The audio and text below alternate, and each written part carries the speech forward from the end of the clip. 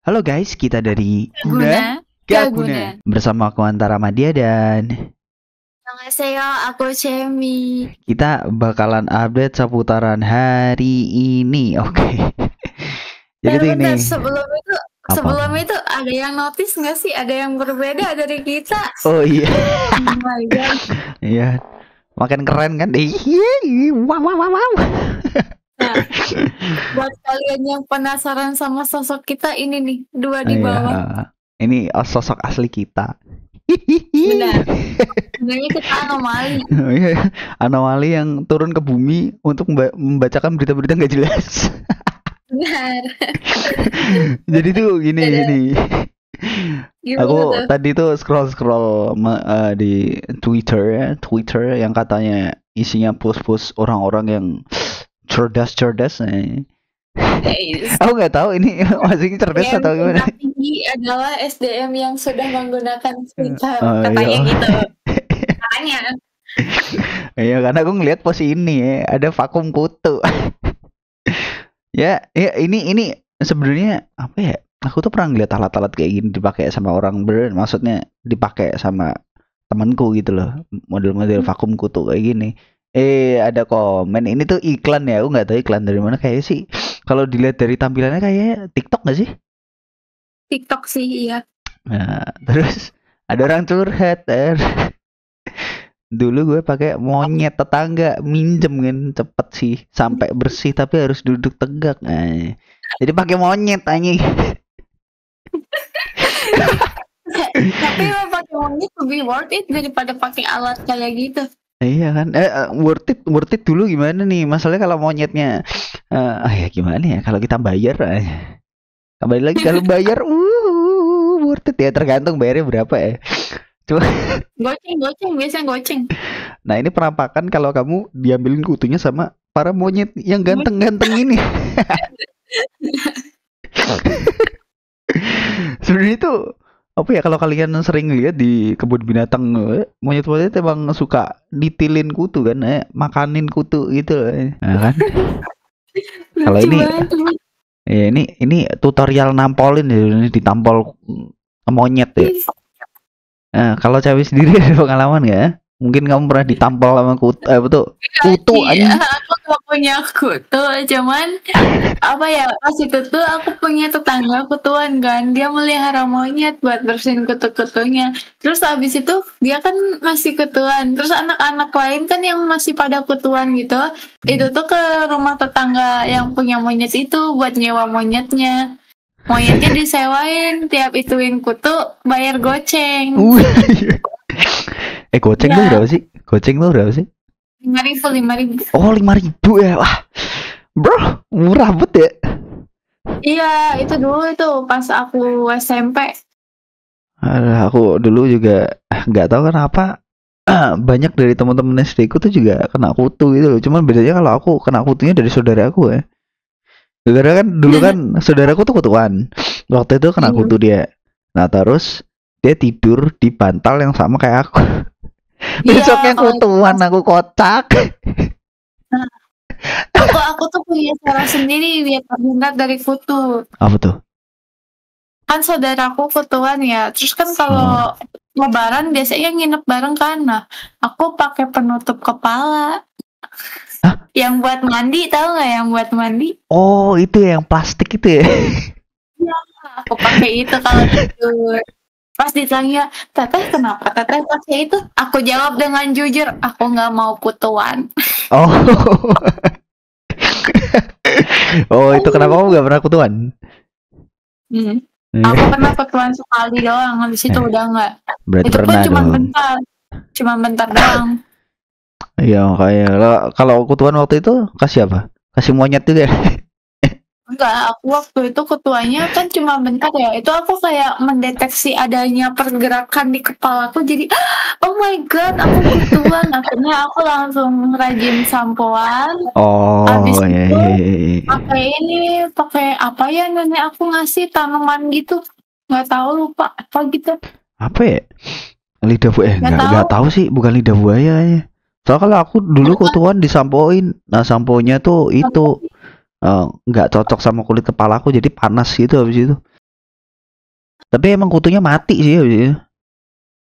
Nah, Nah, itu. aku sampoin, tapi samponya tuh nggak langsung aku bilas, aku diamin dulu. Iya, kan itu kan rambut nih disampoin. Ada busanya kan banyak tuh. Nah, itu diamin aja dulu. Oh iya sih benar sih benar. Terus disamponya tuh pakai air hangat. Nah, terus kan habis diinin kan, habis aku diamin, terus aku bilas kan si samponya. Nah, itu tuh si kutu-kutu tuh udah pada mati. Seriusan masih ada yang kutuan? Masih dong, masih. Sampai sekarang ya. Cuman aku emang udah jarang lihat sih, karena kumpulku udah nggak sama bocil. Mungkin ada orang lain yang kumpul sama bocil terus nggak tahu ya. Aku kumpul sama bocil, tapi sejauh ini adek aku nggak ketuan. Oh, ya, ya bagus. Kutuan tuh nyebelin banget soalnya. Udah kutuan terus bopeng nanti ya kan itu kan kalau digigit kutu kan suka apa ya istilahnya ya bahasa Indonesianya apa sih? Aku apa tuh lupa kocak. Itu apa sih yang itu beruntusan beda lagi. Itulah guys.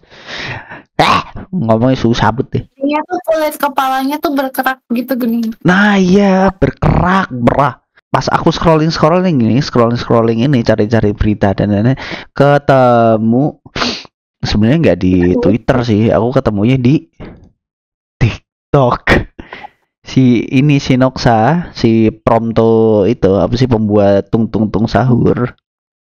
Jadi si Noxa ini si kreator si Prompto tung sahur ini tuh dia kayak sedih gitu lah. Iya gue tahu nggak bisa di copyright. Tapi minimal etika kayak gue chat gak dijawab sekelas game top 1 Indo gitu loh.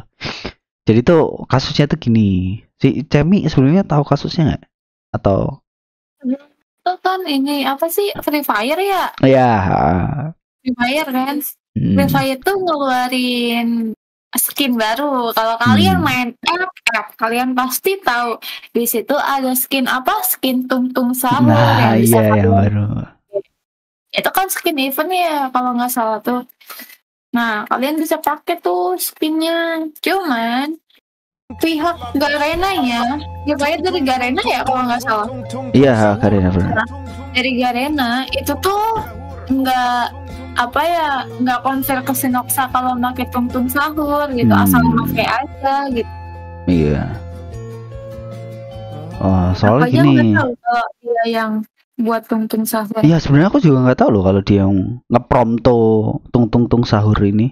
Aku nggak bisa ngomong dia artis atau kreator ya, soalnya dia nge-create cuman ngeprom gitu yang ya itulah. Jadi tuh ya aku ngelihat dia emang nggak suka karyanya itu ya quote on quote dicomot lah, diambil sama Free Fire gitu lah. Ya tung sahur itu sendiri kan ya hasil ngeprom gitu loh. Dari perspektifku sendiri yang sebagai seniman ya ngeprom tuh lebih cepat dibandingin ngasilin karya dari step by step, dari awal, dari sketsa, dari 3D, dari itu beda gitu loh. Prom yang kamu kerjain itu sebenarnya nggak punya hak cipta juga gitu loh, karena kalau di perspektifku Garena tuh juga nggak salah ngecomot gambar si prom ini, soalnya dia tuh generate AI gitu loh. Generate AI itu bersifat publik. Prompt tuh juga cuma bermodalkan ngetik juga kan. Beda kalau memang ya itu yang kau omongin lagi si Noxa ini artis yang bener buat 3D, bahkan ini aku ngalamin sendiri ya. Ngerjain itu butuh seharian berminggu-minggu. Nah itu bisa seharian, kadang juga berminggu-minggu, kadang bisa sampai 2 mingguan baru kelar buat 3D doang tuh. Dari perspektifku juga nggak masalah kalau misal mau diambil jalur hukum gitu loh. Tapi kan memang ini adalah hasil prom yang datanya sendiri tuh diambil dari mana-mana, nggak cuma dari satu data orang gitu loh. Data yang aku maksud di sini karena dia kan nge-generate gambar gitu loh. Generate picture-nya itu tuh diambil dari gambar sana sini gitu loh. Percaya deh, gambar-gambar AI modelan gini tuh udah pakai di mana-mana, dipakai di mana-mana, dan bahkan si Noxa ini bakal susah banget untuk nge-track gitu loh. Ya aku tahu mungkin ini berbeda gitu loh. Kayak misal Roblox banyak yang pakai AI, gambar AI itu nobody knows karena AI itu emang seterbuka itu. kalian nggak punya hak cipta untuk itu juga. Jadi kalau ngomongin etika ya gimana, wong gambar bebas kok. Kalau misalkan emang itu hak ciptanya Noxa, harusnya Noxa dari awal udah daftarin itu ke pihak Haki. Oh, nggak bisa. Nggak bisa kan? Jadi gini, konten AI generatif tuh sebenarnya Nggak masih bisa. dapat memenuhi syarat untuk perlindungan hak cipta selama AI dianggap sebagai alat, bukan ciptaannya sendiri. Jadi bukan, ini yang aku tangkap ya. AI itu sendiri tidak dapat diklasifikasikan. Oh sebentar, ini aku liatin aja nih. Ini yang aku baca-baca kemarin. Ngelihat kasusnya si Noxa ini, aku tuh baca-baca ini. Setelah aku baca-baca, itu tuh yaitu konten AI generatif masih dapat memenuhi syarat untuk perlindungan hak cipta selama AI dianggap sebagai alat dan bukan pencipta mandiri dari karya tersebut. Nah, itu sendiri tuh nggak dapat diklasifikasikan sebagai objek hak cipta karena berfungsi sebagai suatu alat untuk membantu manusia dalam proses kreatif. Ini aku mau nambahin sih, jujur ya, sebagai desainer aku juga kayak make kok AI buat karya-karya aku, cuman di highlight ya, bukan dari pure AI, cuman sebagai inspirasi pas aku buntu, and then aku recreate sendiri dari hasil otak aku gitu, enggak sekedar prompt doang, tapi gambarnya itu tuh misalkan nih ya, aku pengen gambar kipas gitu ya kan, kipas tapi kipasnya tuh yang wow gitu, yang mewah, aku tuh nggak kebayang kipas mewah kayak gimana, and then aku ngasih ke AI prompt buatin aku kipas mewah dengan gini, terus dia buatin, terus aku terinspirasi, oh iya bisa nih. Nah kalau kayak gitu nggak apa-apa dong. Tapi kalau emang dari awal udah AI dan pure AI itu, aku juga nggak setuju kalau itu masuk hak cipta. Iya, soalnya kalau di Amerika sendiri tuh ya, yang aku tahu tuh AI nggak bisa dianggap copyright juga. Sistem copyright sendiri juga berlaku kalau memang itu hasil karya pakai tangan, bukan AI ya. Jadi pure itu ada campur tangan manusia, pure dari manusia itu sendiri gitu loh, bukan dari mesin, bukan dari prompt, bukan. Jadi perkembangan undang-undang yang ngatur AI di Indonesia itu sebenarnya masih minim sekali. Sehingga sebenarnya itu nggak ada kepastian yang benar-benar pasti tentang pengaturan AI generatif. Jadi correct me if I'm wrong ya. Jadi yang ku tangkap di sini tuh hasil prompto itu masih belum bisa, tapi mesin AI-nya bisa kayak Midjourney, terus Leonardo DTA itu, ChatGPT itu tuh bisa. Yang ku tangkap ya jadinya ya. Kalau kalian punya masukan, kalian bisa tulis di kolom komentar.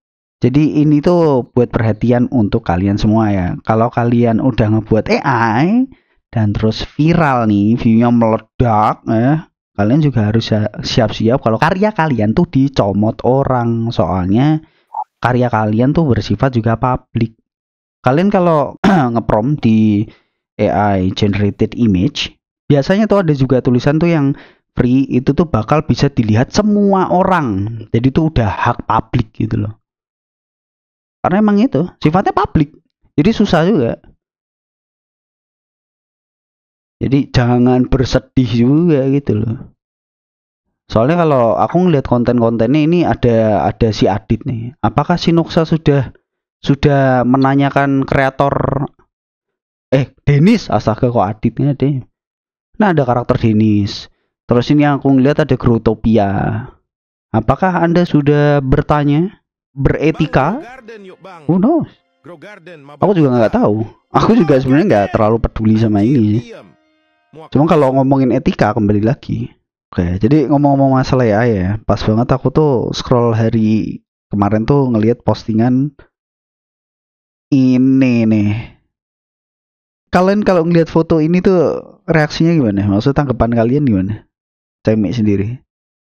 Kayak yang mbak-mbak ini. Ya, yang mbak-mbak. Ini gila sih, ini pakai Gemini anjir. Coba sini kasih promnya ke aku. Cuman apa ya? Sebenarnya itu si Cemi tahu lah ini ya. Jujur nih aku bisa terkelabuhi dengan ini, soalnya ini bisa di zoom gak sih? Nggak bisa ya.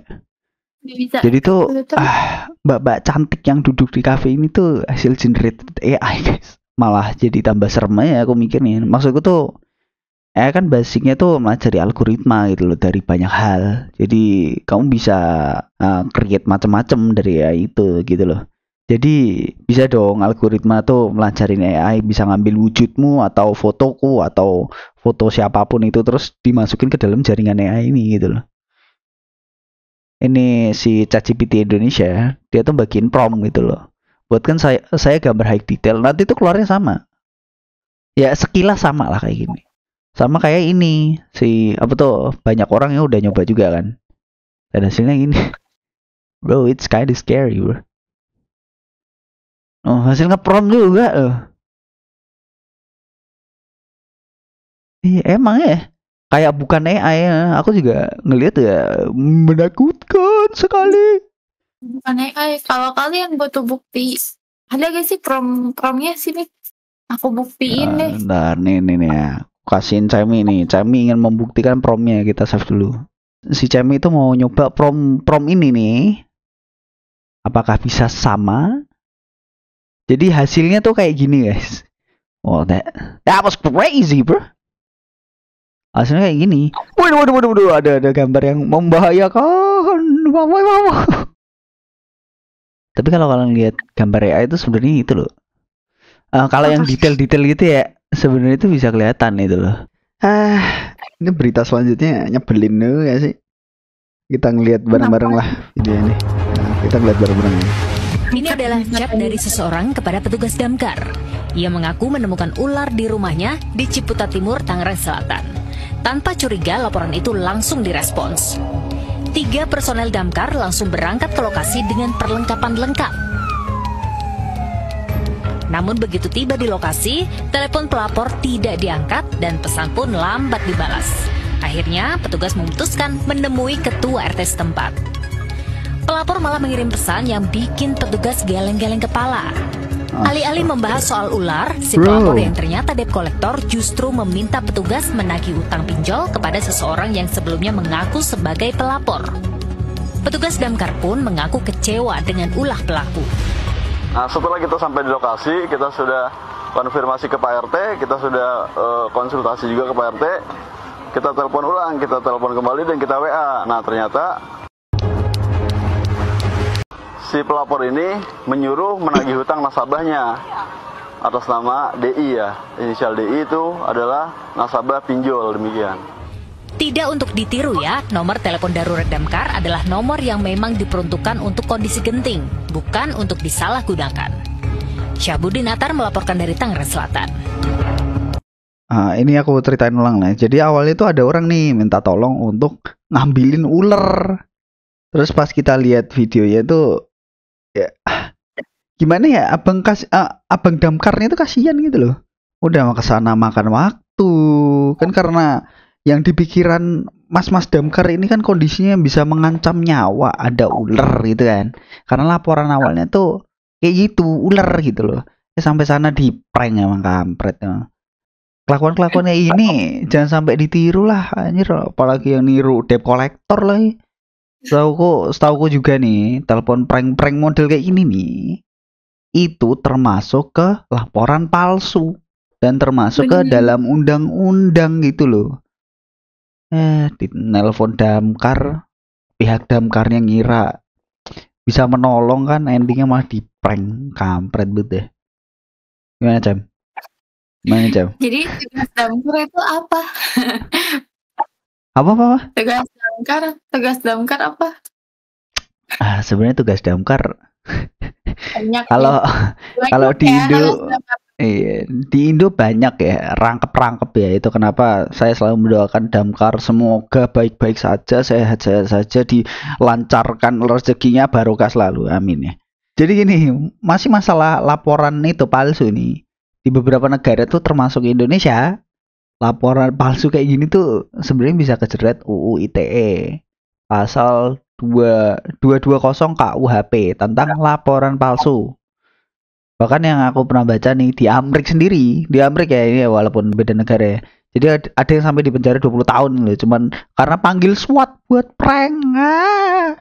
Tapi FYI sendiri ya, damkar sendiri. Jadinya ke penipuan. Ya penipuan, tapi kan juga ngeprank kurang ajar debt collectornya ngecat ada ular kan. Damkar juga nggak bakal tahu kalau itu Di ngeprank sini kan. ada ular. Halo Pak, di sini ada ular, tapi bohongnya Bapak udah nyampe lokasi ya? Ya, saya bohongin. Sebenarnya saya cuma mau nyuruh nagih utang, Pak. Iya itu Apa kan. Jujur aku sebel banget sih. Padahal nih laporan non kebakaran ke Damkar lebih tinggi 6.800 kasus di 2024 nih, sebanyak ini nih.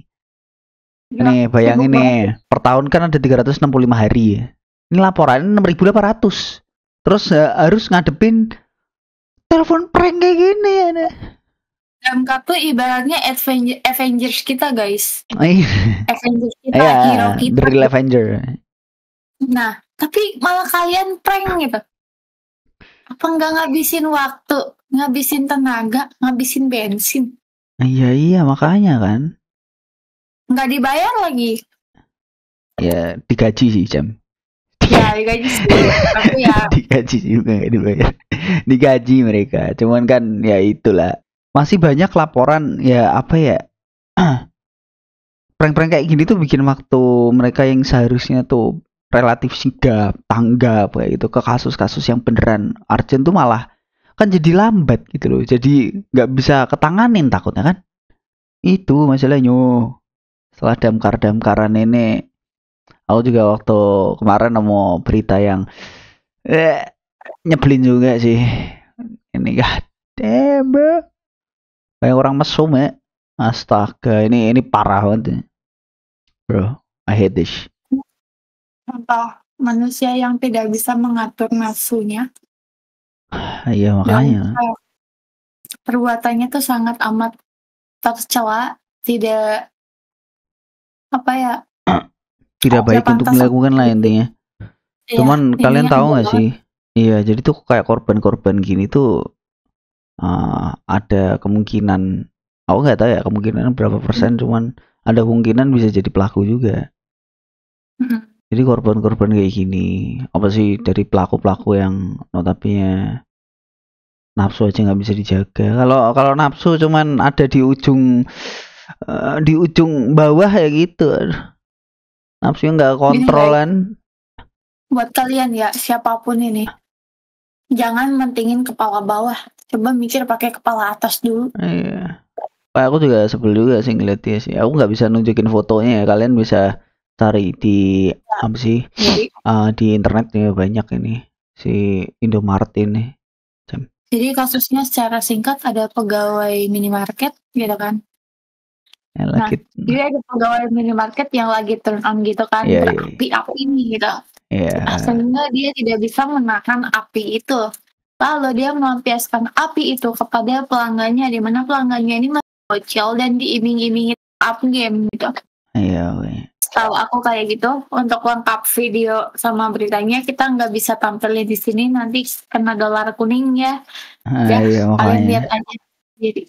Soalnya ada kata-kata yang nggak pantas juga di komen-komen bawah juga gitu. Jadi aku nggak bisa nunjukin terlalu banyak jujur aja. Cuman ya sebagai orang yang pernah mengalami hal sama, maksudnya aku juga pernah kena pelecehan seksual walaupun I'm a man. Tapi itu juga nggak menutup kemungkinan hal itu juga terjadi. Aku juga pernah ngalamin. It's broke my heart, bro. Aku depresi waktu itu, benar-benar depres. Udah mah dibully karena aku. Itu sama orang random nggak? Kalau aku beneran sama orang random. Kalau aku nggak random sih. Ya, aku punya pengalaman 2 kali kalau aku kena pelecehan sama orang random. Nah iya kayak gini-gini tuh emang harus diberantas habis-habisan sih. Iya anjir. Jangan satu pesan lagi, jangan terlalu sering nonton bokep ya. Rusak nanti pikiran kalian anjing. Gitu sih. Terus habis beritanya berat ya, nyebelin, membuat ngamuk ya. Beritanya ini. Karena dinner resto yang terkenal jutek dan galak resmi bangkrut. Oke. Bisa kita bahas. Ya bisa dibahas nih. Ini aku jelasin dari sini lah ya. Karen Dinner, restoran asal Australia dengan konsep pelayanan kasar sempat viral di TikTok, yaitu nutup di akhir Juni 2025. akibat tekanan finansial dan utang besar yang memaksa perusahaan induknya masuk proses likuidasi. Oke. Sebenarnya itu berita ini tuh aku udah baca beberapa tahun lalu ya, dan ternyata emang iya di luar negeri juga itu tuh juga ada beberapa yang udah tutup gitu loh. Dan jujur ya, untuk aku pribadiku sendiri ya, makan di Karen Dinner tuh bukan pengalaman yang wah menurutku. Karena apa? Kalian makan dimarahin. Hidup kalian penuh amarah. Terus makan di Karen Dinner, aduh. Jujur ya, sebagai kalau kita lihat dari kacamata bisnis, ini tuh kayak fenomena yang gimana ya? Kalian buat sesuatunya viral kan, viral banget. Dulu Karen Dinner viral kan, sampai kita aja butuh antri beberapa hari buat reservasi itu. Nah, di sini tuh kayak kita bisa nemuin nih strategi mereka itu, yang penting unik, viral, otomatis itu tuh cuman bakal jadi produk FOMO doang, gak bakalan bertahan lama gitu. Apa ya yang FOMO gitu kan ya, biasanya emang cuma sebentar doang gitu loh. Iya. Apalagi yang Karen FOMO tuh jangka pendek. Iya, masalahnya tuh Karen Dinner juga, kalian udah kerja dimarahin bos, pulang dimarahin istri, terus itu walaupun aku gak punya istri ya, maksudnya ini aku menilik ke orang-orang yang curhat. Di kantor dimarahin bos, pulang dimarahin istri, ke Karen Dinner dimarahin waitersnya sana. Mantap. Walaupun aku tahu sih, walaupun aku yakin pekerja Karen Dinner juga capek nggak pernah marahin. Bayangin capek ya dimarahin bos, harus marahin customer, itu nguras energi banget gitu. Iya. Aduh, emang sih, tapi aku nggak berminat dimarah-marahin. Hidupku sudah dipenuhi amarah ya. Walaupun nggak semua FOMO jelek ya, maksudnya kayak Karen Dinner kayak gini. Aku ngeliat Karen Dinner tuh pertama tuh emang unik ya. Unik dan ya kayak kapan lagi kamu dimarahin di restoran loh. Maksudnya dimarahin sama orang random lah. Sama orang random dimarahin. Nah gitu. Jadi emang pengalamannya unik. Cuman di satu sisi emang itu ya bakal banyak orang yang datang untuk dimarahin gitu loh. Maksudku gitu loh. Gini, orang tuh kayak nyari sensasinya doang ke Karen Dinner, dia bukan nyari makanannya. Sedangkan kalau orang ke rumah makan rumah makan Padang gitu, dia pasti nyari apa? Nyari makannya, nyari sensasi, enggak nyari sensasinya, nyari kenyangnya gitu. Kamu ke Karen Dinner dengan harga yang menurut aku untuk anak kos itu kurang ramah di kantong gitu. Kalau kamu harus makan ke situ cuma buat dimarahin berulang kali, itu menurut aku nggak worth it. Coba aku mau tahu. Mulai dari 72.000. Itu beli nasi Padang udah 7 kursi bro. Ini sumpah aku nggak tahu kalau harganya sini. Ini seriusan. Nggak tahu. Bentar, masa sih? Ini bentar ya. Sebentar, aku mau baca lebih lengkap. Gitu sih. Dibuat kayak 2 kali 3 kali datang dalam sehari, itu nggak worth it. Makanya pasti kalau aku sebagai customer, aku datang ke situ cuman kayak ya udahlah sekali doang nyoba aja, abis itu enggak lagi gitu. Kalau aku sendiri aku tiap hari makan di situ. Aduh, French fries-nya 20.000 ya. Kalau aku sendiri emang aku nggak bakal datang karena harganya sih sebenarnya. Jujur nggak ramah di kantong. Apalagi rata-rata orang Indo kan juga menengah bawah kan. Aku juga di kalangan itu juga soalnya. Jadi wow, saya sepertinya tidak makan ke sini. Kalaupun ada Karen Dinner di tempatku ya aku nggak bisa makan juga sih. Aku ngelihat harganya walaupun 2022 Desember ya, mungkin ada perubahan, cuman pas di Google aja harganya segini, 72.000 hingga 140.000. Itu aja bikin aku kenyang ya, ngelihat harganya aku kenyang kocak. Cuma enggak worth it sih. Gini, bukan nggak worth it ya. Bagi pejuang UMR deh, gak usah anak kos, pejuang UMR itu nggak worth it bro. Gini. Kalian gitu. Gini. Kalau kita ngomongin nggak worth it, kayaknya untuk beberapa kalangan memang nggak worth it. Cuman ada beberapa orang yang kayak bisa dibilang mau mendapatkan pengalaman ya, mau mendapatkan apa yang itu bisa worth it. Hal-hal unik tuh worth it lah. Kayak yang aku bilang, aku bakalan ke Karen Dinner cuma sekali doang buat ngerasain pengalamannya. Nextnya kalau aku udah ngerasain makanannya dan udah ngerasa vibes-nya Karen Dinner, aku nggak bakalan balik lagi karena lihat harganya yang segitu. Itu Iya. kalau misalkan aku makan di Karen Dinner 1 hari 3 kali, itu udah ngabisin banyak uang gitu. Itu wasting money sebenarnya- banget. Tapi kalau aku lebih milih ke Karen Dinner sekali seumur hidup, and then aku makan nasi padang yang enak harga 12 ribuan daripada aku harus ke Karen Dinner tiap hari gitu, tiap saat. Ya untuk orang-orang kayak aku kayak Cami nggak worth it loh. Soalnya aku pejuang itu warteg sama warung pinggir jalan. Orang murah. Mie ayam pinggir jalan, goceng aja dapat semangkok gitu. Apa mending kayak gitu? Goceng tuh berapa sih? 5.000, Oh astagfirullah. 5.000 buat. Itu 5.000 di mana kocak? Paling enggak 12.000. Mie ayam goceng beneran nih, mie ayam goceng. Iya. Masalah gini, kalau aku di tempatku itu ya, yang aku masih ingat paling murah tuh sekitar 12 ribuan itu paling murah. Di Semarang mungkin aku mainku kurang jauh ya. Di tempatku tuh yang baru aku temuin paling murah 11-12 ribu sekitaran segitu. Dan aku bisa kenyang banget. Sama es teh biasanya 2.000 lah atau 1.500 biasanya namanya. Itu kenyang banget kayak gitu. Nah ya intinya tuh kalau di lingkunganku duit 15.000 udah bisa makan 3 kali, percaya nggak? Percaya deh. Kamu di mananya masalah? Di Kediri. Aku nggak pernah kesana. di tet gitu. Oke. Masih relatif murah ya berarti di sana ya. Kalau di sini kota masalahnya. Nasi pecel udah dapet tempe sama tahu gitu aja cuma goceng. Goceng ya. Apalagi kalau ngelihat ini ya. Intinya kalau kita kesini kayaknya ini kan apalagi aku ya pejuang rupiah yang kalau ngelihat harga kemahalan pasti aku balik kanan. Soalnya tuh ada beberapa kali kayak misal temenku pernah ngajak gitu kan ke tempat-tempat yang dia tuh nggak ngomong loh harganya tuh bisa apa sih, nggak nyaman sama dompetku deh pas ngelihat harga itu. Aku cuman mau itu teriak nih ya, kotak saya tidak punya uang. Kayak gini berarti aku biasanya makan nasi goreng pinggir jalan. Terus aku tahu harga nasi goreng tuh 12-13 ribu. Dan teman aku ngajakin aku makan nasi goreng tapi di yang harganya 60 ribuan. Pasti kaget gak sih? Kaget dong. Kayak gitu. Aku mau nolak, gak jadi deh, tapi gak enak udah nyampe tempat gitu. Ya sebenarnya. Nah di situ tuh ada perasaannya kayak ini aku harus bayar segini kah? Gitu. Ya makanya aku tuh juga sama sebenarnya, tapi bedanya aku tuh ada perasaan gak enak, cuman aku lebih gak enak sama dompet. Sama uang di dompet lebih gak enak. Jadi tuh aku sih waktu itu aja aku tuh langsung balik jalan. Aku nggak bisa makan di sini, kemahalan terlalu mahal. Terus akhirnya itu apa tuh sampai situnya apa sih, kan biasanya di tempat-tempat makan yang relatif mahal itu kan biasanya ada orang yang khusus bukain pintu gitu loh. Intinya kayak doorman gitulah.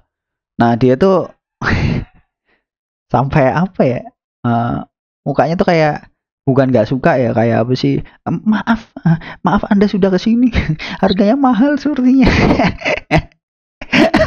Soalnya mukanya kayak apa ya, aku jelasinnya susah sih, kayak bener-bener baru berdiri di menunya kan deket sama itu tuh. Menunya tuh deket sama doorman-nya gitu, dan aku ngeliat terus nggak jadi. Aku punya cara makan enak sih. Apa? Nah, biasanya kalau mau makan enak tuh aku biasanya reservasi resto kan. Aku yang reservasi, aku yang beli resto, mama aku yang bayar, jadi aku bisa makan sepuasnya. Itu kampret itu. Itu kampret namanya. Biar apa? Biar dompet nggak sekarat. Aduh, ngomong-ngomong itu apa sih? Ini rada kemana-mana dikit ya. Dulu tuh aku pas di Bandung tuh kan itu kan nggak ada uang sama sekali di dompet tuh. Sampai nih ya pada satu titik aku tuh bener-bener cuman mesen kuah doang. Anjir, bener-bener kuah sama nasi. Serius bisa aku digratisin waktu itu. Dan ternyata ibu-ibunya tuh juga dari Jawa gitu kan.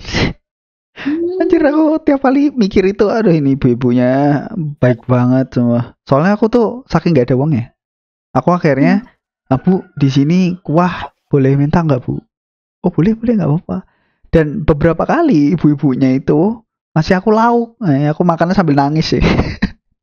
Karena aku emang gak ada uang, bener-bener gak ada uang. Itu tuh nasi doang. Nasi kan waktu itu 2000, 3000 kan. Terus kuah, udah gitu doang. Itu pas di Bandung aku dulu masih inget. Uangku nggak ada sama sekali, habis, bener-bener habis.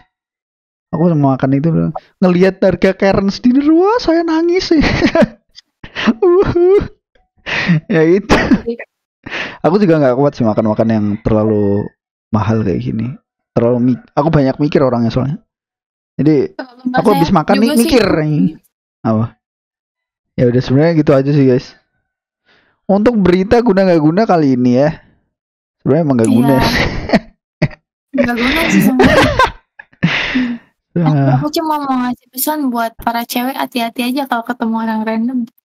Astaga. Bayangin nih lagi jalan biasa. Di seberang tuh ada bapak-bapak. Sorry tuh saya Oke, sampai sini aja ya.